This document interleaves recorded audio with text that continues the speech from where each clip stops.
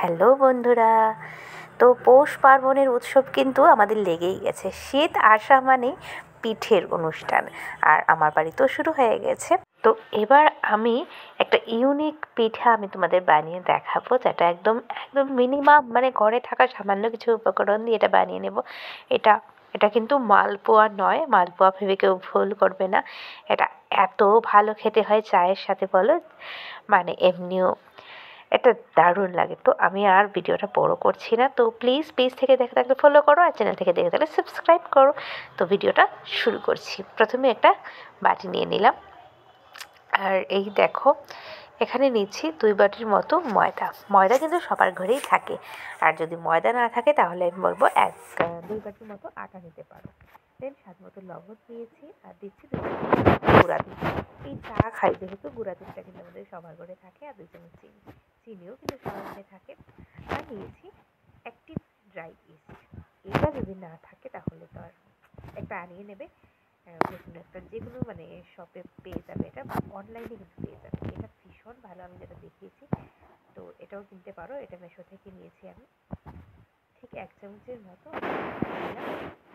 আর যেহেতু এটা active east, তো আর অ্যাক্টিভ করতে হবে না, তার জন্য আমি একদম ডিরেক্ট ময়দার মধ্যে দিয়ে সুন্দর করে ভালোভাবে মিশিয়ে দিয়েছি। এবার উষ্ণ জল নিয়েছি, জল না সরি দুধ নিয়েছি।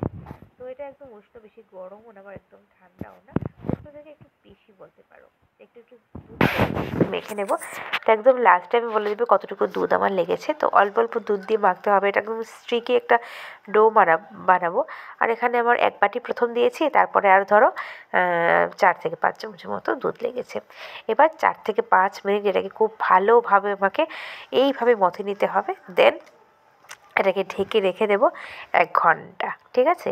তো 1 ঘন্টা পর আমি জাস্ট এটাকে দেখাচ্ছি। 1 ঘন্টাও না, আমি 2 থেকে 3 ঘন্টার মতো রেখে দিয়েছিলাম। আমি সকালে বানিয়েছিলাম, দেন একটু বাইরে গেছিলাম, দেন মানে রাতে এসে বানাচ্ছি আর কি। তো বুঝতেই পারছো অনেক ঘন্টা। খুব সুন্দরভাবে সেট হয়ে গেছে, দেখে ফুলে ফেপে একটু একসাথ। এবার এটাকে 5 থেকে 6 মিনিট আমি আবার ভালোভাবে এইভাবে ঠেসে ঠেসে নেব। যত ভালো ঠেসবে তত ভালো তোমাদের পিঠেটা তৈরি হবে। পিঠে বলো বা বান বলো, যেটাই বলো, এইভাবে হাতের সাহায্যে যে যতটুকু বড় বা যে যে ধরনের সাইজে বানাতে চাও বানিয়ে নেবে। আর এই দেখো আমি লেখালেখির কাগজ একটু তেল মেখে নিয়েছিলাম, আর এই তো এটার মধ্যে গোল গোল করে বানিয়ে সবকটা এইভাবে রেখে দিয়েছি 10 মিনিটের জন্য। 10 মিনিট পর তেলটাকে একদম সামান্য একটু গরম করে এইভাবে পেপার থেকে এইভাবে দিয়ে দিচ্ছি। আর যদি পেপার থেকে না পড়ে তাহলে কী করবে, তুমি মানে পেপার শুদ্ধই কিন্তু তেলে দিয়ে দেবে। আর তেলটা দেখতেই পাচ্ছ, তেলটা কিন্তু বেশি গরম না। এটা যদি বেশি গরমে দাও তাহলে কিন্তু কালার চলে আসবে, আর ভালোভাবে ফ্রাই হবে না। তো দেখো বেরোচ্ছে না, আমি পেপার সহিত দিয়ে দিয়েছি, কোনো প্রবলেম নেই, কিছুই হবে না। আর দেখো একটু গরম হওয়ার পর এইভাবে পেপারটাকে এইভাবে একটু টান দিলে কিন্তু চলে আসবে। আর এই তো ওপর থেকে একটু তেল এইভাবে এইভাবে দিয়ে দিচ্ছি, এবার পিঠে ভাজি। তো 5 থেকে 6 মিনিট একটু টাইম নিয়ে মিডিয়াম আঁচ করে এটাকে কিন্তু ভেজে নেব, আর লাল লাল করে। এটা কিন্তু চায়ের সাথে দুর্দান্ত লাগে গরম গরম। আর এই ধরনের বান খেতে কারা পছন্দ করে, এটাকে পিঠেও বলা যাবে, বানও বলা যাবে। এইভাবে সংক্রান্তিতে যদি নিজের হাতে এইভাবে বান বানিয়ে দিতে পারো, একটু ইউনিক হবে, সবাই কিন্তু ভীষণ পছন্দ করবে। আমার বাড়িতে এটা এত পছন্দ করে, এটা বানাতে বানাতে আমার ঘাড়ে ব্যথা এসে গেছে। ভাই রে ভাই, এত বানাই এটা আমি, সবাই ভীষণ পছন্দ করে আমার হাতের এই বানটা। আর দেখো কালার কত অপূর্ব একটা কালার এসেছে। আর ইস্টটা কিন্তু ভালো মানের ইস্ট নিতে হবে, ভীষণ ভালো ইস্টটা। আমি একদম বেশি দিন হয়নি এই ইস্টটা ব্যবহার করছি, অনেক ভালো লেগেছে ইস্টটা। এবার 4 থেকে 5 মিনিট হয়ে গেছে, কালার চলে আসছে। এইটা একটা টিস্যুতে নামিয়ে নেব, আর তৈরি হয়ে গেল আমার বান, গরম গরম বান। ভিডিও যদি ভালো লাগে অবশ্যই করে লাইক করো, কমেন্টস করো, আর শেয়ার করো বন্ধুদের মধ্যে।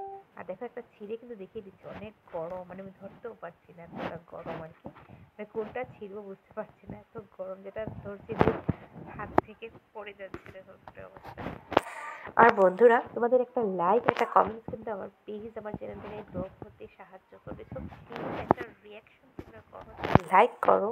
লাইক করতে কিন্তু টাকা পয়সা কিছুই লাগবে না, জাস্ট একটু ছিঁড়ে দেখিয়ে দিচ্ছি। ভেতরটা এত ফ্লাফি, মানে ব্রেড যেভাবে হয় সেম। আমার মনে হয় একবার তোমরা ঘরে বানালে বাইরে থেকে আর বান কিন্তু এনে খাবে না, এটা এত অপূর্ব হয়। তো এই ছিল আজকের ভিডিও। যদি ভালো লাগে অবশ্যই আবারও বলবে, কমেন্ট করো আর একটু শেয়ার করে দিও সবার মধ্যে। সবাই ভালো থেকো, সুস্থ থেকো। আবার দেখা হবে নতুন নতুন এই ধরনের ইউনিক পিঠের ভিডিও।